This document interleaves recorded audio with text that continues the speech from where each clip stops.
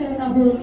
त्याच पद्धतीनं पुणे शहरातील सर्व मंडळांनी आणि पुणे उपासना मंडळांनी मिळून हा जो उपक्रम आणि हा जो सोहळा या ठिकाणी सहभाग ज्यांनी घेतलेला आहे त्यांच्यासाठी एकदा सगळ्यांनी टाळ्या वाजवायला पाहिजे.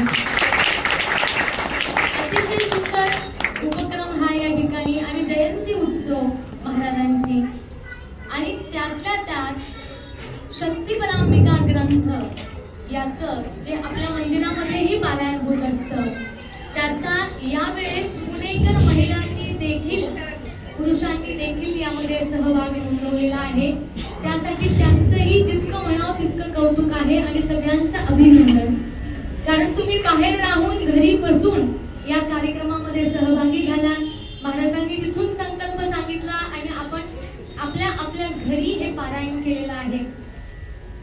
परमपूज्य महाराज ब्रह्मीभूत योगीराज हंसतीर्थ स्वामी महाराज तर नेहमी सांगतातच, पण प्रत्येक सनातन हिंदू संस्कृतीचे 3 तत्व असतात बघा.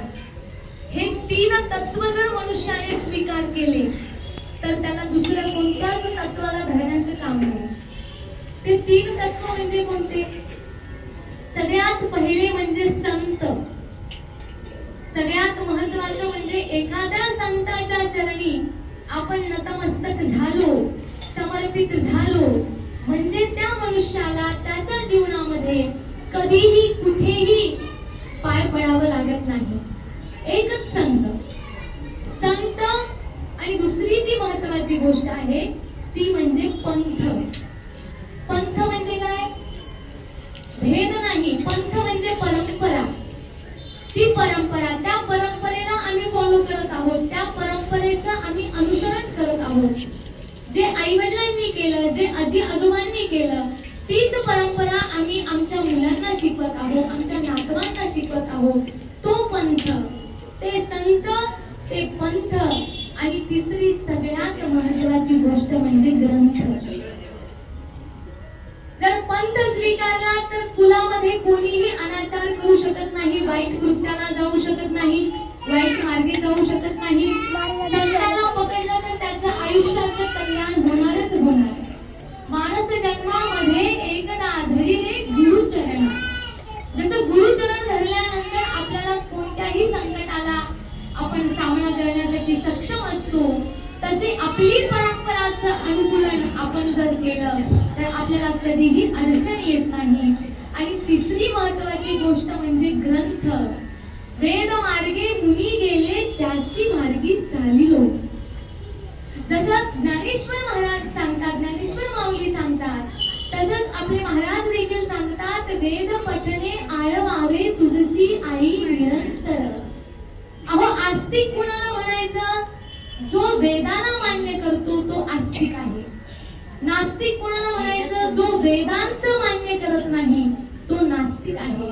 नास्तिको वेद निंदक असं सांगितलं आहे. या उक्तीप्रमाणे आपल्या परंपरेमध्ये वेदाची देखील संमती आहे. वेद मार्गानेच आपल्याला सर्व परंपरा घडवून दिलेल्या आहे. वेद पठणे आळवावे तुझसी आई निरंतर.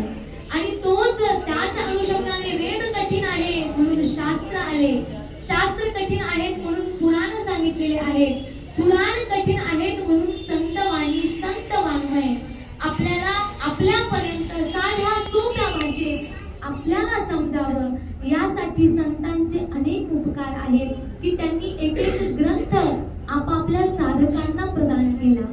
जसं ज्ञानेश्वर माऊलींनी ज्ञानेश्वरी दिली, तुकाराम महाराजांनी तुकाराम गाथा दिली, अर्जुनाला भगवान कृष्णाने गीता दिली, त्याच पद्धतीने योगीराज हंसतीर्थ स्वामी महाराजांनी आपल्या सगळ्यांसाठी शक्तिपरांबिका ग्रंथ देवी भागवताचा आपल्यासाठी समर्पित केलेला आहे.